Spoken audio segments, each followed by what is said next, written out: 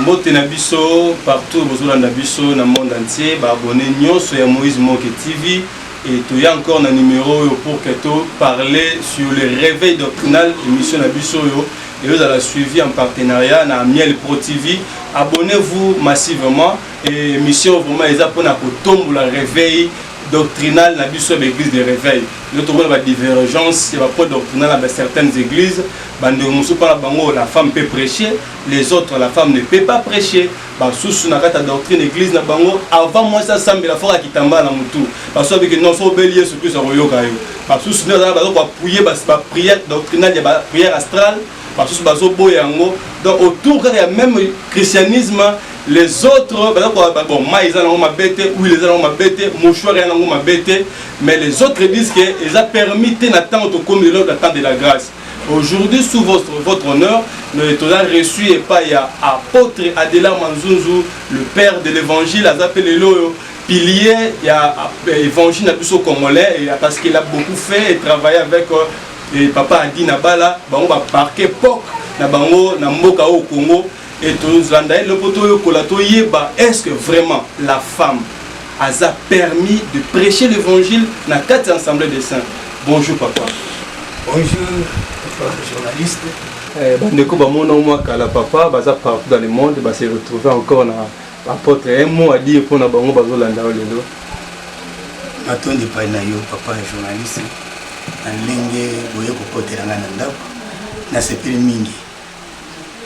Ngai nazali apôtre Manzunzu Bungabole Adela oyo azali moko ya bana ya ngina bana kope na sali mingi na kati na église nzambe malamu na koti l'église wana munga mwana muke presque na bane 73 nazalaki wana na yeko banda kokuma pasteur évangéliste na 1978 bo église mobimba wana na yebi yango na yebi pe église ndenge ni botami ndenge toke ndenge panza na Kinshasa ndenge ke na ba province na yebi banani tozalaki na bango banani oyo tozalaki na bango te na kati na Kinshasa wana yebi penza mingi pona likambo ya église bo pe ba yebi ngai za komona ngai ba koyeba ke wana papa na boti pe bana mingi kati na kolo na bolingo na kolo to était je crois de 77 78 pardon til le oyo. Merci bien. C'est ici aujourd'hui au côté de la pilier église des réveils aujourd'hui au Congo et l'apôtre Manzunzu aussi est là. Et sous votre permission, tout est au Kundula, tout est la vérité. Et na bato baza parfois na ignorance, ba lungwa na kata ignorance, ba comprendre la vérité. Apôtre Adela, est-ce que les lois les a permis na mwasi até na 4 ensemble de ça as autorité de kola mobile? Merci bien pour la question là pour être moi mutu des mingi na kati na évangile mais esengeli ko yebelo ko biso ozali ko salela oyo ekomami na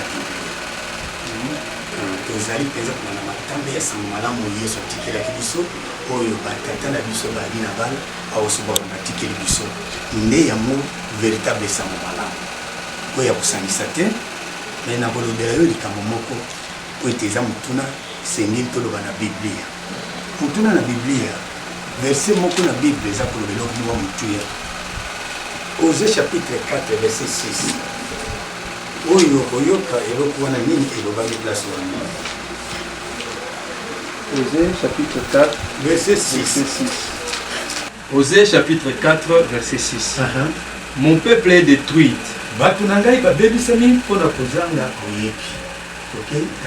Puisque tu as rejeté la connaissance, je te rejetterai et tu seras dépouillé de mon sacerdoce.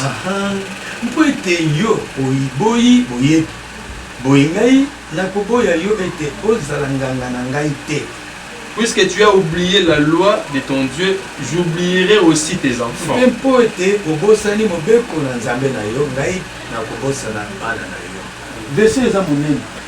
Batu mingi bakamataka yango kaka bobele pona kolobake batu nanga babebisa pona kosanga boyebi ya solo mais faut ko kita oyeba eloko wana eloko nini oyo bazangi koyeba awo balobi lokola yo hein ozangi buyebi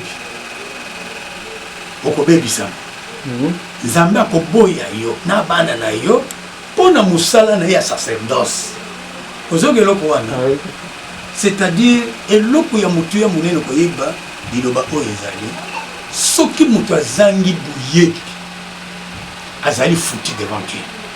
Amen. Parce que boyebi ya solo yango ekoya komema mutu akoma musali na Nzambe ya solo. Boyebi ya solo eza kati na liloba na Nzambe. Maloba Nzambe ezali mibeko oyo Nzambe apesaka. Tango bato batosi mibeko Nzambe andimi bato wana po ete bazala bato na ye pe libota na ye po esalela ye.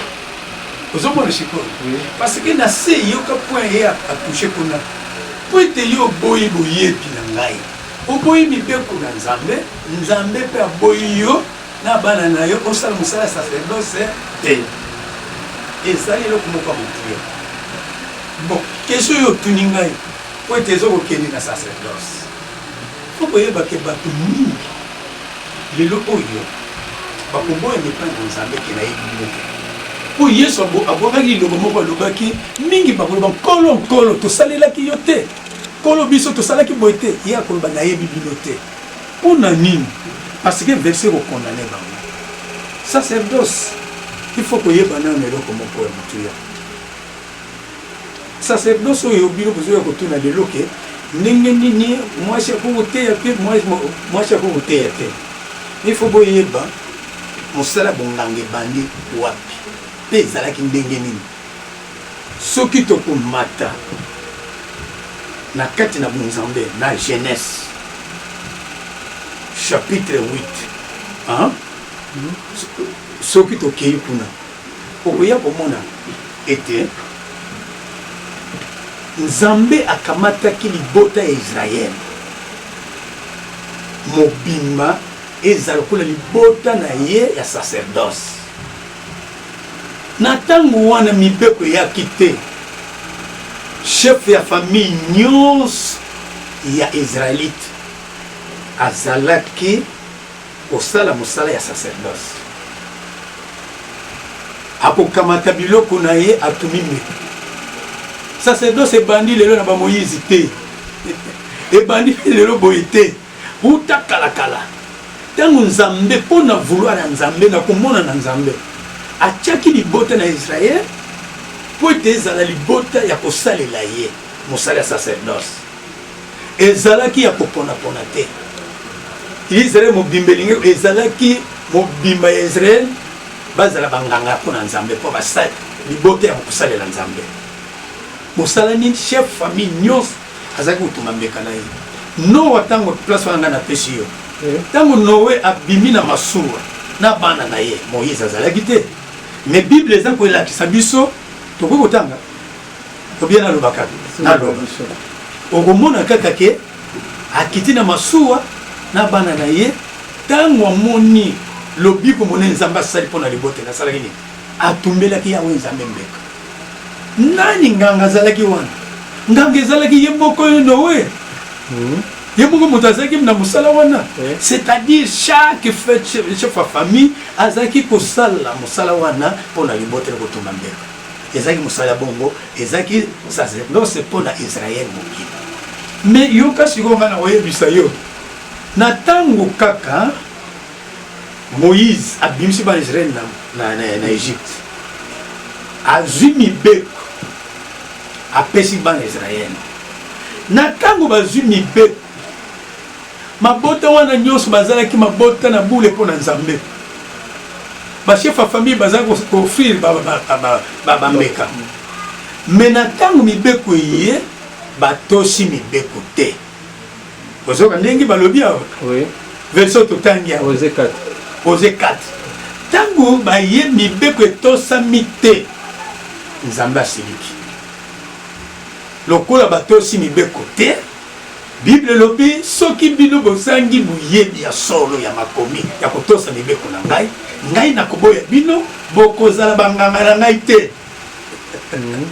nde aye kolongola parti nyonso ya bato wana bazali kotumba mbeka na kati na Israël aye kokamata mosala ya sacerdoce apesi ko na libota kaka moko libota na Aaron oyoki ndenge ekitanaki eza na Bible po ete otuni ngai nazokende mais nakobanda kopesa baverset ou bien nasuka na kopesa baverset nyonso po ete botanga na bo bazolanda ngai na bandako na wapi oyo bakolanda bakoyeba ke chapitre boy verset boy mokanda boy elobi boy nde nazokende na mokuse sacerdoce wana ndenge ekomaki na libota ya Aaron mpona kozanga kotosa ya bana Israele mibeko na Nzambe sikasiko azwi makoki ya kolongola sacerdoce na mabota nyonso ya Israele ekokoma kaka na wapi na ndako ya Aaron. Bozolanda biso bozoloka ndenge ntoma zoloba voilà historique de la Bible donc bato oza na difficulté makambo tozolobela mamba sacerdoce ebandaki wana Moïse te ebandaki depuis Genèse 8 ntoma oti koloba donc dans chaque maison tout le monde a la capacité ya kosala œuvre sacerdotale donc tomatanga olimbola biso moke ntoma kaka na kati ya sacerdoce wana aronique to lévitique tant on prend la peste mobile parce que mobile quand on est dans l'Ancien Testament dans la loi de Moïse il y a des bosses ceux qui papa koufi par exemple na kata libota bon pèse héritage na bana basité kaka yembo nzambe ngwana kaka yembo nzambe wana ta pèse ki mobeko ba zoko pona na kata ko kabola tabernacle na parvis to lieu saint a tie ba levite Aaron wana kaka utaki na Nzambe selon ordre ya Nzambe aponi basi lokola ba levite mais na kata sacrificature sacerdoce azui moi cité surtout to yeba pour na nini bokabwani wana et pas Aaron mosala Nzambe mabe wana uti pas Aaron ye moko te banaki pa Nzambe nenga peseke apona bongo. OK komoni nazo okende titre kokoma na esika oya biso okini mutuna eza malamu faut koyeba eloko liboso Nzambe oyo tozosamba il faut koyeba baalliance il faut koyeba batemps temps oyo azalaki komimonisa ndenge nini azalaki koagir ndenge nini eza na temps ya banoyo ya baabraham Nzambe tata azalaki koloba epai na bato na ye temps wana ezalaki na temps na baréalité na monde la réalité est que dans Nzambe moko que aza ko utiliser mingi na temps wana mobali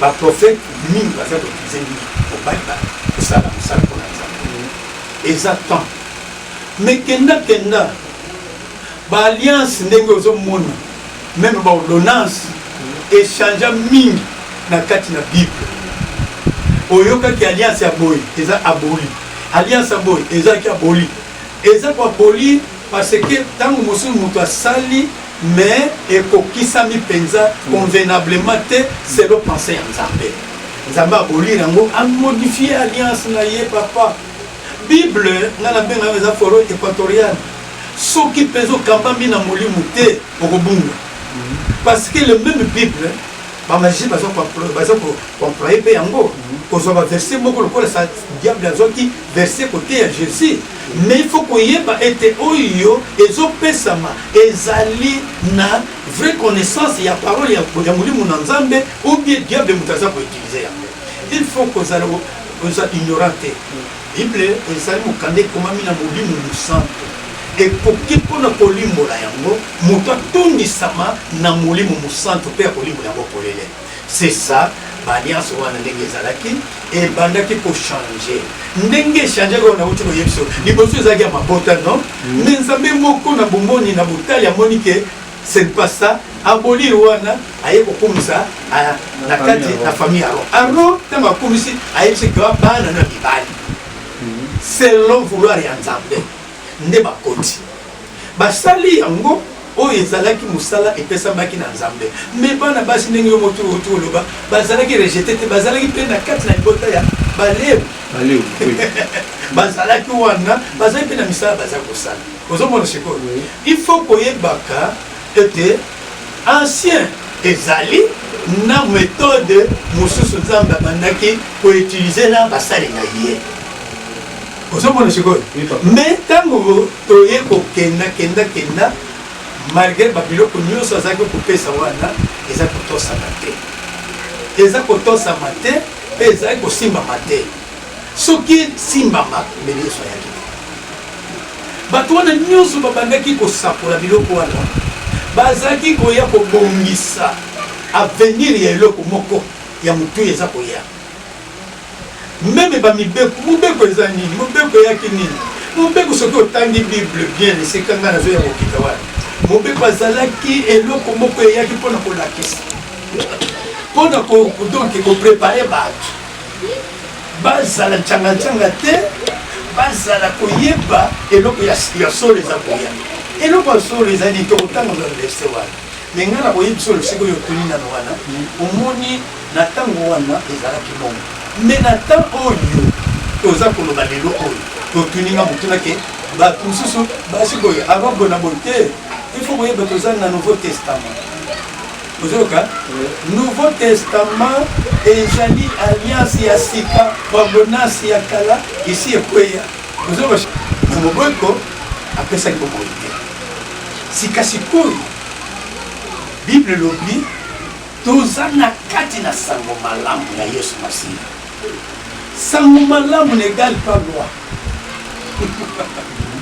sango malamu ekokani na mobeko te sango malamu eza sango malamu motu amemeli biso meme mokolo sango malamu eyaki toyokaki balobi na baange alandi babate ya bibobanga te po ete lelo toyokanose bino sango malamu oyo ekozala esengo na mabota na bato nyonso na mokili ozoyoka sikoyo ekozala lisusu eloko ya elakeli te ya mobeko te ekoboma bato te me ekopesa bato nyonso esengo na mabota nyonso na mokili oya na yesu masiya amemeli biso makambo kitoko oyoki biloko ebele ntango ya ye alati loposo azali nzambe alati nzoto parce que biloko ya banda kopesa bato bazokoka te ifale nzambe moko aya kolata nzoto ayeba matie oyo asalelaki biso elati ye nzoto amoni ke wi nzoto ezali nzoto molimo aza molimo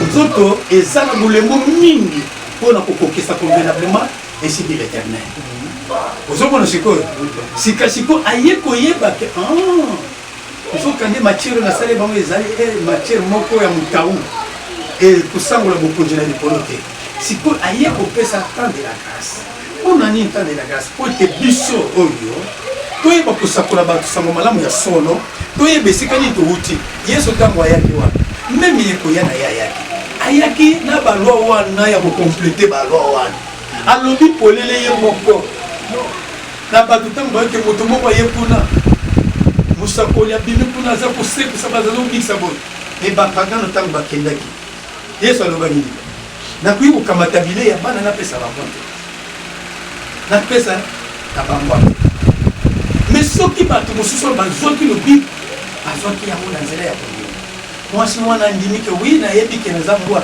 me mbwa mpe ntango mosusu bametre bazolia na mesa oyo ekweyaka azwaka mwa ndambo nde yesu alobi mwasi oyo ende kondima na yo ebikisi mwana na yo mumbu ya kapitaine ndenge moko abi mokono te loba kaka liloba moko nayebi ke mwana na mumbu nanga kobika yesu alobi natamboli na Israeli pa na bato nango nayaki lokola libota namoni kondima boye te omoni biloko wana mibale wana epesi sikoyo mobulu katikati na bonzambe mpona komona ke libota eza kaka te ya Israeli nzambe ayi kotrouve ke bato nyonso baza bato na ye mpe bato wana ya mosika kuna baza na croyance koleka bato na ye il faut esalama nini ordonnance ya sika il faut esalema yango noyoki na Jean 1:11 na 12 elobi ke nayaki epai na bato na ngai bayambi nga te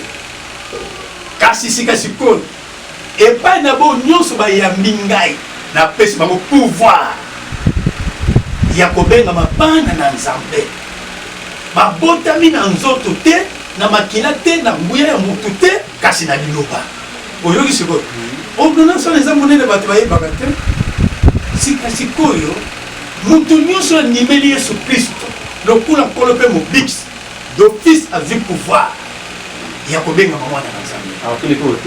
Yokana yebisa pouvoir eza pouvoir kuuta na Nzambe eza na limite moko te.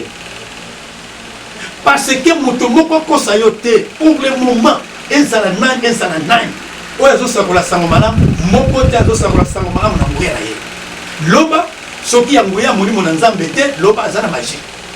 Mais biso tozosakola sango malamu oyo ya nguya ya molimo musantu. Oye molimo musantu tozi pouvoir wana na nguya na molimo musantu. Molimo musantu tango yaki tananga nano tana kati ya Bible oyo bazwaki Saint-Esprit molimo musantu ekitaki na bamibali ekitaki na basi pe 120 basi bazalaki wana bango nyonso bayambaki molimo musantu ozoka sikoyo sikasikoyo ngai nakokende koyebisa yo kolakisa yo sikoyo makomi mpona esika yo otuni ngai fungola mokanda Galate. Avant que la foi vint, nous étions enfermés sous la Galates chapitre 3, verset 23. Avant que la foi vint, nous étions enfermés sous la grande de la loi. En vue de la foi qui devait être révélée. Ainsi la loi a été comme un pédagogue pour nous conduire à Christ afin que nous puissions justifier par la loi. La foi. Bongo mibeko ezalaki molakisi na biso kino ekoya Kristo ete tolongisama na kondima. La foi étant venue, nous ne sommes plus sous ces pédagogues. Nde wana esili kondima tozali lisusu na semu na molakisi te. Car vous êtes tous fils de Dieu par la foi en Jésus-Christ. Jambi biso nyonso bino nyonso bozali bana na Nzambe kati na Kristo Yesu na nzela na kondima. Vous tous qui avez été baptisés en Christ, vous avez revêtu Christ. Yoka Zambi bino nyonso bino bosili kobatisama moko kati na Kristo bosili kolata nani Kristo. Il n'y a plus ni juif, moyoka azali te ni grec soki moyela te. il n'y a plus ni esclave, moumbu azali te somi mpe te. il n'y a ni plus ni homme ni femme. Yoka wa malamu awo yo mokutuna kama basi mobali azali te mwasi mpe azali te. Car tous vous êtes un en Jésus-Christ. Nde bino nyonso bozali moko kati na Kristo Yesu. Et si vous êtes en Christ, soki bozali bato na Kristo vous êtes donc la postérité d'Abraham, bozali libota na Abraham, héritier selon la promesse. bozali basangoli na libula na ilaka. Alléluia. Amen. C'est clair. Yamana bike pa bebisami mpona kozanga boyebi oyo eza forêt équatoriale. oyeba kolele oyo moto azoloba biloko ezali port oyo mpe moto alobi ke mwasi asala boye te eza port. Mais il faut koyeba bandeko na ngai bato mingi bazososola te polo na kati na biblie eza na mikanda ya moto mosusu te oyo bakebisi na biblie na nani na moto nkolo Yesu atikelaki eglise oyo alobaki likolo no Petro nakotika lingomba na ngai. Pierre atali sango malamu Paul aza kosakola oyo azalaki ntonga ya oyo penza mokolo Paul ayekobongola motema nsima azingolo asakoli sango malamu mais sango malamu ne asakoli takoyebi biso kuna asakoli sango malamu wa asakoli sango malamu na Israeli te asakoli sango malamu na bapagana. Kozoka sikoyo il faut koyeba ete esika ototangi soki otali malamu loi ezalaki nini. Loi ezalaki pédagogue ezalaki molakisi mpona eloko ya solo eza koya mpo elakisa biso événement nyonso ya Nzambe. Avant Nzambe asala eloko il faut préparer bato. Avant Yesu koya Donc biloko wana nyonso ezaki bililingi po ete baprépare bato babatela nzambe po ete nzambe aza koya yesu azali koya po ete bato baza so na dute nete bato batambola nyamunyamu te bimobeko ezalaki lokola molaki même jésus mpoka mpo kobotama batitaki jean baptiste aya kosakola nano aya koprépare bato mobeko ezalaki koprépare biso po ete bato bazala mpenza na kati na nzambe mais bible lobi ça c'est eloko ya solo ye ntango eloko ya solo ye toza lisusu na se ya molakisi wana te toza lisusu na litomba ya kolakisa masu na mibeko te eloko yango ya solo eza nini jésus par la foi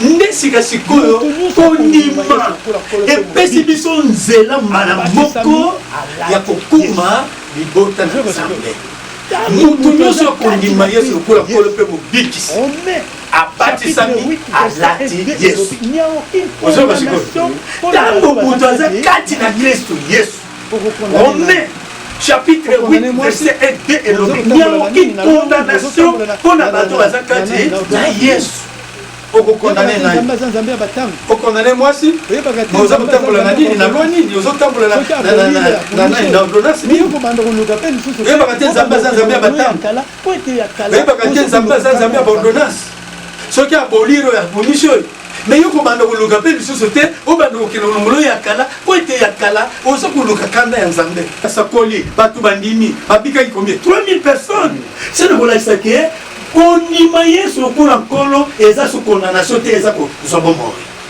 amen amen moto ya yambi liloba na nzambe ya sango malamu akozala condamné te condamnation eza kosila a partir ya moto ayambi yesu masiya moyen bokondamne lisusu songolo pakala eza te c'est clair mais non bato bazotika liloba ya polele boye bazokende kokundola kaka biloko ya kala o biso toza boye o na lingomba oui nga na koloba naza nga na kosambisa motema makomi ekosambisa motema moto mais faut boyeba ete Paul Pierre aye kotala likosakola ya Paul aye koloba maloba moko na 2 Pierre alobi ke ngolo na nzambe bimeli ndeko na biso Paul azima yele ya kokaba mpe nzambe etilize mingi mais kati na mikanda na ye bato mingi bazangi ntina kozanga ntina kozanga boyebi bakolimbola yango kino libebi bakokosa mbutu na évangile soki na de Pierre soki olingi napesa yo oui papa oui 2 Pierre chapitre 3 verset 15 à 18 Croyez que la patience de notre Seigneur est votre salut.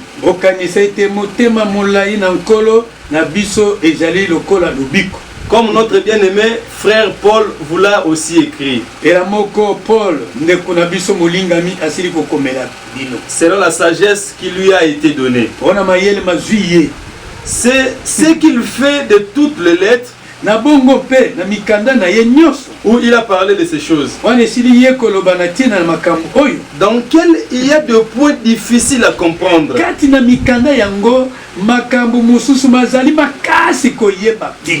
Dont les personnes ignorantes et mal affermies tordent les sens.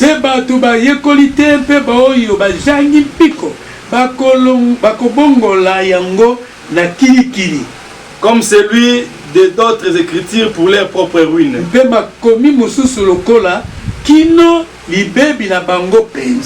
Vous donc, bien-aimés, qui étaient avertis,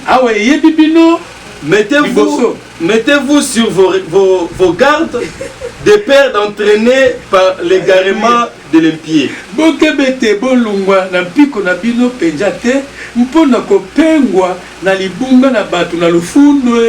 ne venez de déchoir de votre fermeté.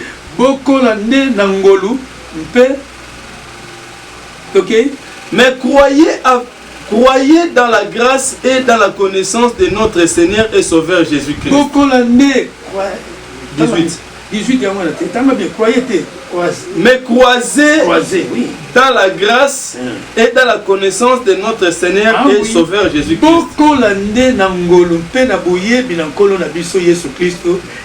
À lui soit la gloire maintenant et pour toujours. Ça c'est pépé. Na mokolo na seko na seko. Amen. C'est-à-dire mikanda moto azokebisa eza moto apamba pamba te. Eza moto azalaki mukambi munene ikolo Yesu Masiya atikaki okamba libomba Pierre. Amoni ndeko na biso wana ndenge Nzambe utiliser. Atali façon ya koteya na ye. Atali mikanda komi na nzela na kotunsa Molimo Santo azwaki makoki ya kopusa makokoma ete na mukando. Pona kokebisa deja bato oyo bakotanga mikanda na Paul ko ete batanga yango bakena lombango mbango te na kwa jire. Il faut batunsa na Molimo Santo. Pe ko yeba bososo liete Paul azaki na difficulté ko mema sango malamu na bapagano. Bon bazaki préparé te. Bazwaki ata mibeko ya Moïse te. Or ka batotangi ke mibeko ezalaki déjà préparé ko lakisa biso pour olengi to ko yamba Yesu Masiya. Ozomona sikoyo. Mais les païens n'étaient pas préparés. Bapagano bazaki préparé te. Maintenant Paul asalaki mosala moko ya double. Azako kende kuna azote ya bango Yesu mais batango bazokoka te il faut chaper mo mobeko moke. Pour babanga pour être battu maintenant malade mais ça qui mon père pesa ya seko ya sango malamu te. Vous comprenez? Il y a moi le français par le début a été toujours difficile. Bon bah tu voyez pas gâter mais il y a ça qui pesa na base ou na teke oh boy na boy bato boy na boy. Mais il y a zo bolingo là. Oh il y a limboli la galette qu'on a c'est Pierre c'est Paul. Paul mutalobi que ceux qui mutalati Christ Yesu condamnation ezalité. Moutonio soit vu à baptême à l'antichrist azali d'office descendant d'Abraham. Musango le libula ya sango malamu na Yesu. Kozomona sikoyo. Moela azalite, Muyuda azalite, Mupagana azate, Mutaisraël azate, Mwasha azate, Mubali azate. Kozomona sikoyo. C'est-à-dire ce qui va lobby point wana. Toza banani, toza d'office bana na Nzambe. Kozogelo wana. Il faut qu'on y ait pas kabilo kouana. Biso bunzambo biso to lati. Ezali na kinzoto te. Bunzambo biso toza komi kuminaza musali ya Nzambe eza na nzoto yosusu te. Eza na kati na molimo. Ta oyo ezata ya promesse ya Nzambe alobaka na mikolo ya makambo ko changer et puis échanger eza sikoyo nouvelle alliance. Oui, ça alliance ya sika sango malamu. Quand une alliance ya sango malamu papa, kuzala kate aveugle, il faut qu'on y ait sango malamu na Yesu Kristo et ye pona ndenge nini pe eza kokele ndenge nini. Ngamoko na koyebisa yo, lokulo tunaki oyo na pesi. Est-ce que yo kiawa ba écarter basi dans le Nouveau Testament, la Nouvelle Alliance, ba écarter basi na sango malamu. Même na nani na Paul yemoko na Galate. Oyo ki ba kaboli ba ngoli mwasi. Alors, schéma pédagogue, il y a ni femme ni. Ah, tango toyambi, tango tozana kondima toyambi Yesu Kristo. Moi azate mobile azate biso tokumi bana na Nzambe. Soki muto akumi mwana na Nzambe. Oyebi soki mutaza kati na Yesu. Condamnation ezalaka te. Oyebi na pesa ki pardon, na pesa ki Romains 8 1 2. Hein? Nini sikoli bango. So pourquoi mutaka petanga pe yango za malamu. Comme ma communion les habits. Romains chapitre 8, verset 1 à 2. Il n'y a donc maintenant aucune condamnation pour ceux qui sont en Jésus-Christ. Yoka. Ezali sous la condamnation mon côté pour la bateau baza kati ya nani? Jésus-Christ. Kati na Yesu wana ezala mibali? Na banani? Et des femmes aussi. Hein? Est-ce qu'on dit ma communion? Oui. On dit yango. On dit na doute te. On dit yango. Amen. Ce qui te dit yango nzamba pambola yo. Amen. Otambola so na buyebi oya kalate tambola na buyebi ya sango malamu. Kita sikolo. En effet, nini? La loi de l'esprit de vie m'a affranchi de la loi du péché et de la mort. Ouf. To kangula mi. Hein? Na mobek ya condamnation ya kufu. Songola sala boité. Songola sala boité. Nini kangula biso? To kangula mi na molimo. Hein? Molimo na Nzambe e kangula biso. Biso tozalaki incapable. Mais tant que molimo akoti tokomi bilombe. Pierre azalaki kokoka te kote ya liboso na bato azalaki ntango soki alobi boye mapapu mais ntango molimo alati ye to na telemi apesi discours bato 3000 personnes tobongoli bonge. Gloire à Dieu. Oyo aza Petro mosusu. Ozoka Thomas s'est déchaîné awa. Bandeko bozolanda biso Maman Esther depuis Canada. Oyoki. Babi nakate évangile aux aveugles te. Thomas aux aveugles te. C'est que tous on a quatre nouvelle alliance. Amen. Apôtre Paul alobi na biso lelo que moi ça te até. Et apôtre Pierre mutu atambola na Yesu avanda na ye aliaka na ye. Potanga Pierre aliaka na Yesu Paul azalaka te. Pierre alobi bokeba. Bokeba makambo susu Paul akomi wa interpréter mabe nzela na ye pe akufa yango. Amen. Nanga ye ba Thomas. Bato za biso ba partout dans le monde. Émission vraiment émission moko vraiment école la bato ebele na kata ignorance. École la bato ebele na ignorance parce que aza moko ya mwana elombe. Oyo aza moto moko aliaki pe na kina bana. Moto akoba na nga sate. Mwana penzo pe azwi papa pe abese ngai. Vraiment. Naza na babiloko ebele po nazwi kuta na papa wana. Papa na ngai ya. So to lobele église de réveil, papa dit na bala za moto asali ko ndima lelo na Congo. Et nanga tuna moto na moko papa qui dans ça c'est possible. Et ça peut alliance na ça sans sordo soana. Oui oui. Parce que comment to yeba papa.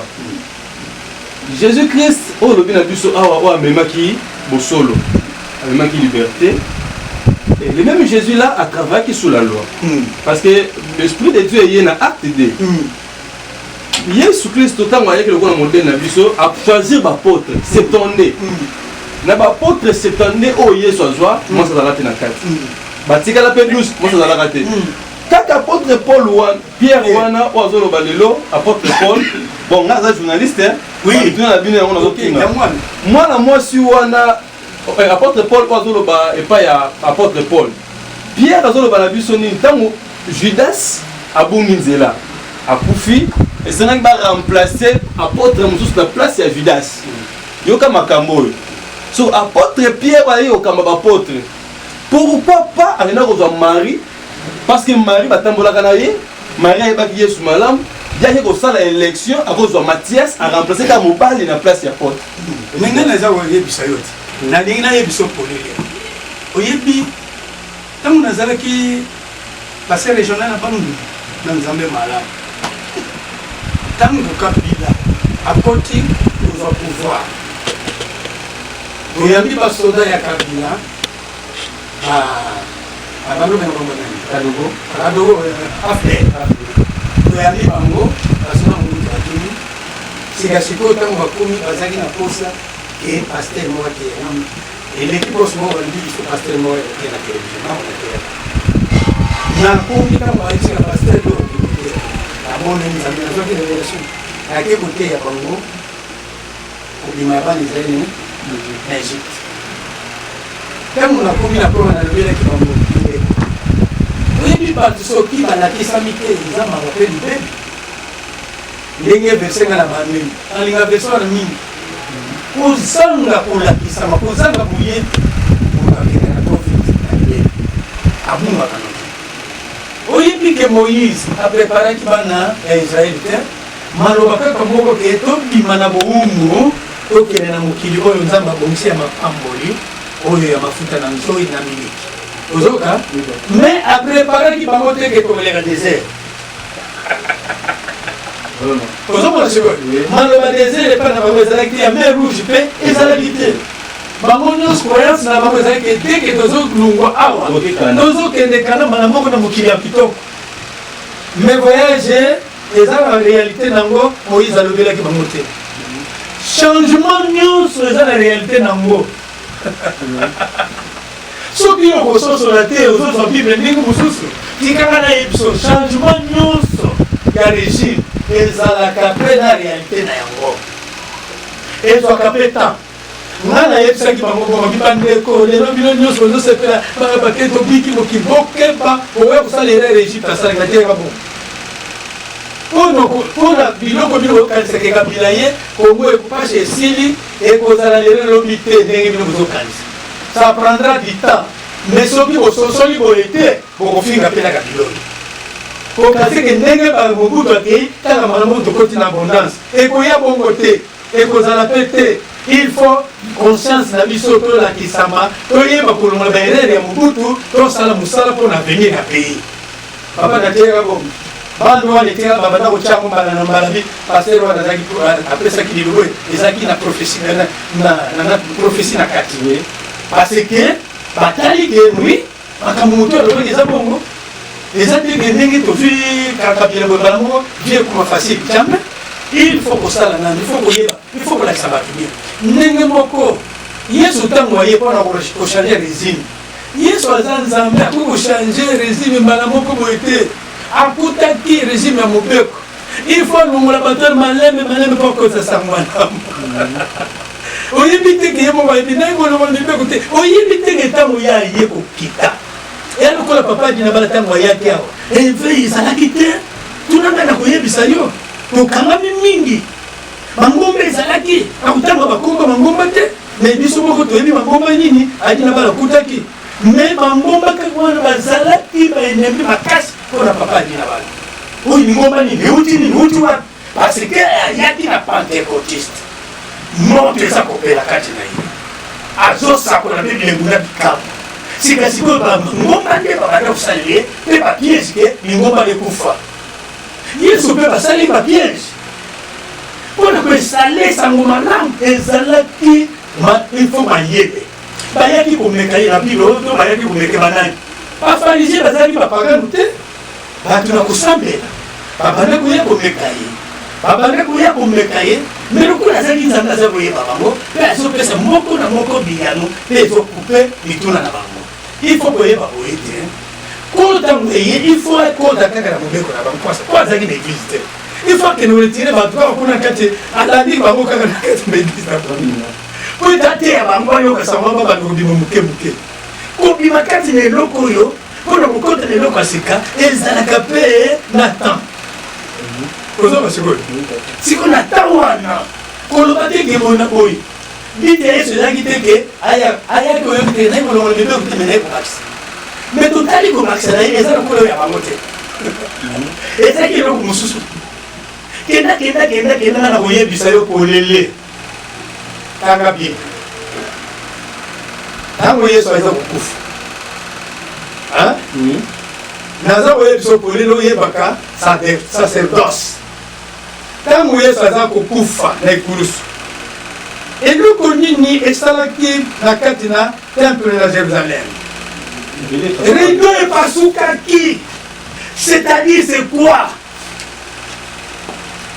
bonganga oyo ya kala kola déchiré ya mafumboli modelo lisusu te nana kufi mpona komema bonganga ya solo apasoli wana kuku ezalaki lisusu te oyo ekoni ezalaki mobeko ezalaki na kati na le lieu très saint nganga kokota mbala moko par an me ya pasoli abi eza susu boye te oyoki sikoyo sacerdoce sikoyo tokei totanga na deuxième pierre tanga na deuxième pierre mpo oyoka sikoyo na 1 Pierre chapitre 2 verset 9 1 Pierre chapitre 2 verset 9 totangi makomi ok vous au contraire vous êtes une race élue oyoki sikoyo une race élue à qui?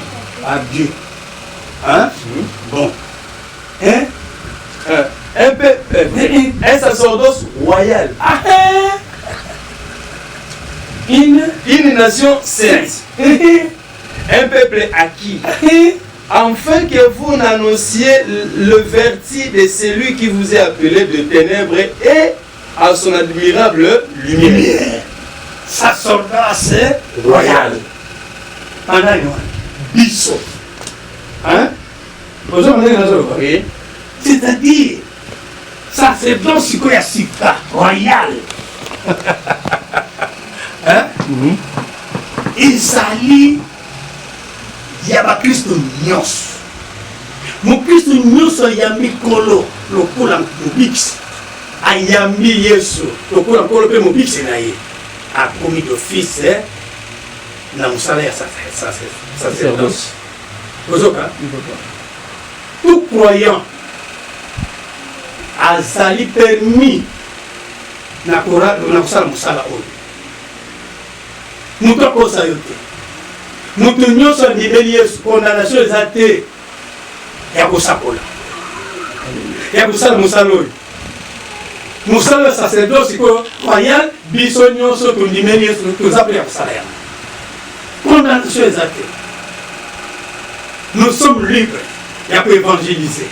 C'est pour cela au monde qui est sur bataille comme les accueil la Samarie avant de nanan tu vas voyez que le copilo bolia il y a tiré la jiri moi chaye à pomper à tirer moi cha bomoli moté matika yamboli muri musante côté que tene moi cha pomboshi nguya nzambe côté que tene ke annoncer ake kosakola ba Samarie boya kutala mobibisi na sakola ki po bato bakundi kutika mboka pamba te po bakita asakolaki oya kotala mobikisi asakolaki na ngwena te na ngwena nzambe parce que azaki ndumba azaki na lolenga ko loba bongo te mais na tangu Yesu akuta asakoleli ye ayambi Yesu ayamboli mbala moko bunzambe kotika te azimuya ate kosakola.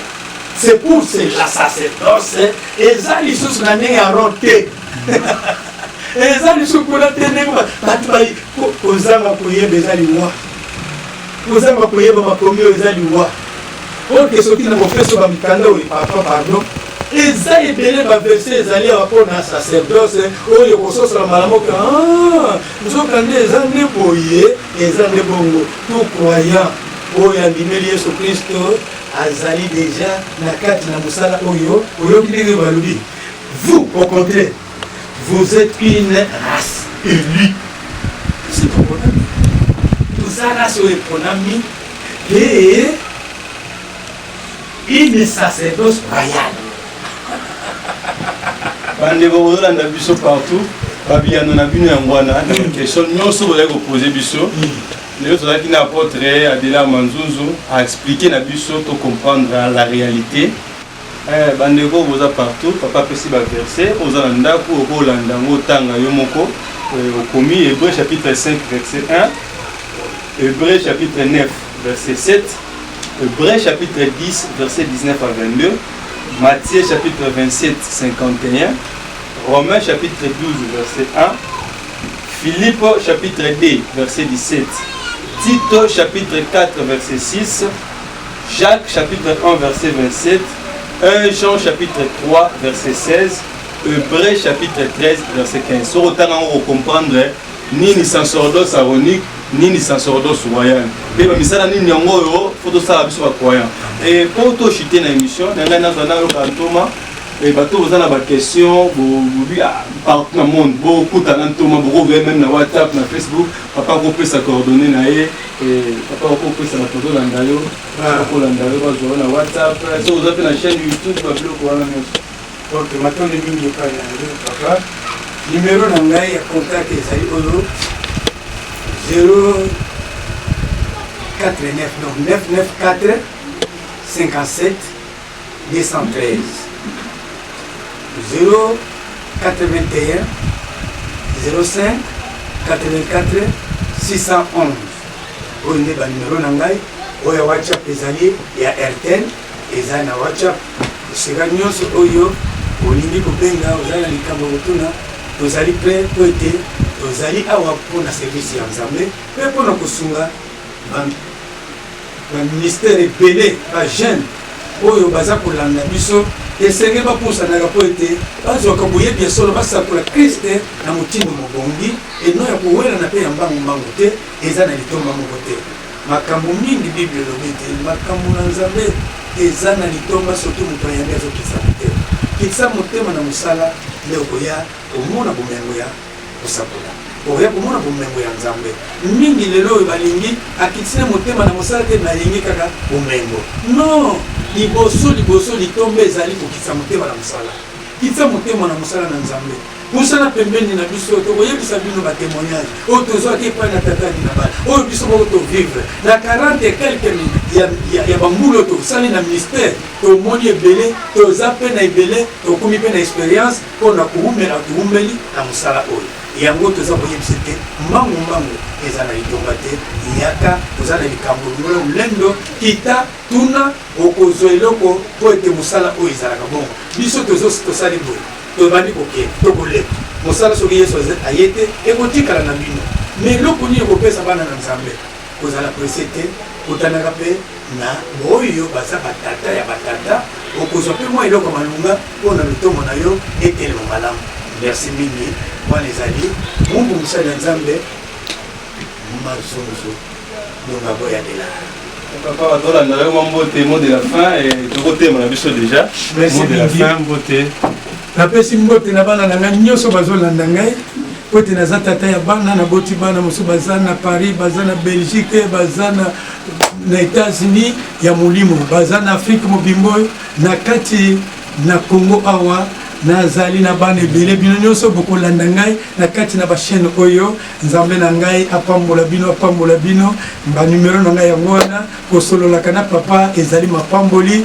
Merci mingi na bino bandeko boyaki kokutana na ngai na ndako nzambe apambola bino na mosala bosali nzambe amona bino apambola mpe bachaîne na bino kende liboso na kombo na Yesu. Merci na bino nyonso tour bolandi biso partout dans le monde entier depuis Canada, Hollande, vous avez belé le prophète Jocelyn.